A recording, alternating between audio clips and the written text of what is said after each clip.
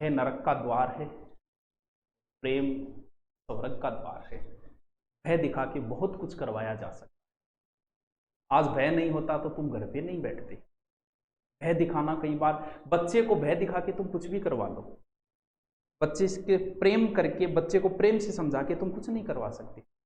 हमें भय बचपन से सिखाया जा रहा है। जब से हम छोटे थे, हमें स्कूल नहीं जाएंगे तो पिताजी पीटेंगे, ये भय था हमारे।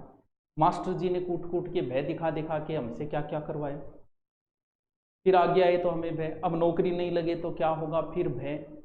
हमेशा भय के अंदर जी रहे हम शुरू से। हमें ये भय के बिना तो हम कुछ कर ही नहीं सकते। अगर 2-4 वीडियो ये मरघट के ना आते ना, तो तुम लोग घर पे ही नहीं बैठते। विश्वास ही नहीं हो रहा था कि कोरोना है, तो भय दिखाना पड़ा। हम कहते हैं मीडिया वाले जो दिखा रहे हैं ये गलत है, गलत नहीं है, ये भय दिखाया गया तभी घर पे बैठ रहे हो ना। लेकिन भय का परिणाम कई बार उल्टा भी होता है। राजनेता भय दिखाते हैं तो जायज बात है, उन्हें सत्ता हासिल करनी है, वो भय दिखाते हैं। कई बार साधु महात्मा भी भय दिखा देते हैं, नरक में तुम्हें जलाया जाएगा, पकोड़े की तरह सेका जाएगा, ये किया जाएगा। तो कई बार धर्म के रास्ते पे लाड़े पे वहां भी भय दिखाया जाता है।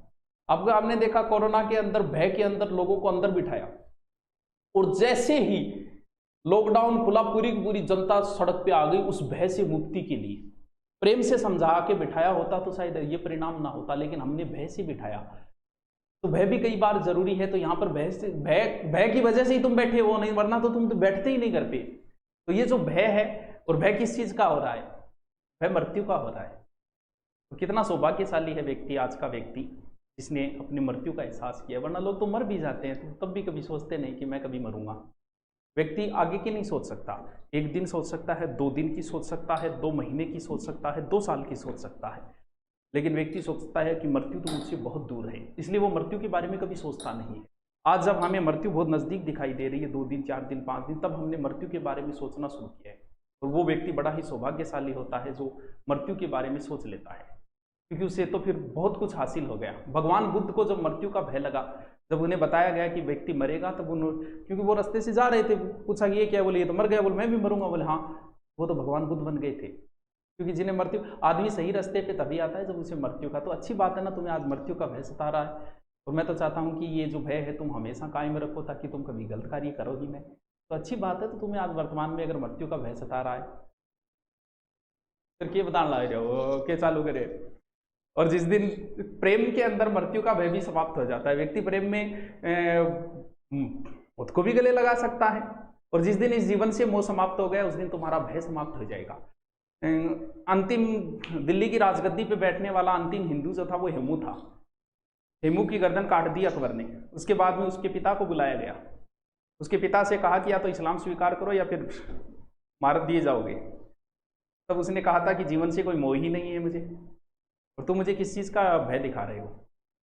आज मैं मृत्यु के डर से और इस्लाम स्वीकार कर लूंगा। बाद में हेमू के पिता को भी मार दिया गया। जब जीवन से कोई मोह ही नहीं होगा, तो व्यक्ति कहेगा कि मैंने तो जिंदगी जी ली, अब बेड उसको दे दो। तो ये जीवन का मोह है जो हमें मृत्यु से डरा रहा है वर्तमान में। तो ये ज़्यादा डरने की जरूरत नहीं है, लेकिन इसको हमेशा याद रखो कि मरना तो है, मौत सबको आनी है, कौन इससे छूटा है, तू पना नहीं होगा, ये ख्याल झूठा है। तो डरने की जरूरत नहीं है इतना। लेकिन हमने क्या कर बहुत नजदीक सोच लिया कि मृत्यु तो हमारे नजदीक ही घूम रही है, तांडव कर रही है, ये सोच लिया हमने, इस वजह से हमें भय सता रहा है ये।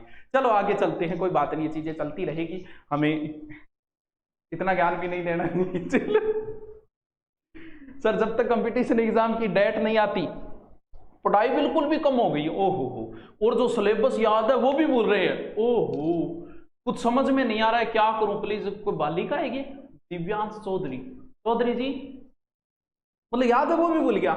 चलो नयो तो कौन पढ़ पा, आदमी भय के अंदर कोई नई चीज तो नहीं, क्योंकि आप अगर कोई नई चीज अब छेड़ोगे ना, तो फिर दिमाग दूसरी जगह जाएगा, दूसरी जगह कोरोना के अलावा कहीं नहीं जा रहा। तो इससे अच्छा है कि जो पुरानी चीजें उन्हें पढ़ लो। भाई नई चीज छेड़ो ही मत, एक बार क्या फर्क पड़ता है, तो पुरानी वाली पढ़ लो, तो ऐसी कोई बात नहीं है। सर आपको देखने मात्र से मोटिवेशन मिलता, देखता ही मिल जाए अजय सर, आप कितना पसीना बहाते हो हमारे लिए सर, वर्ड नहीं है मेरे पास आपके।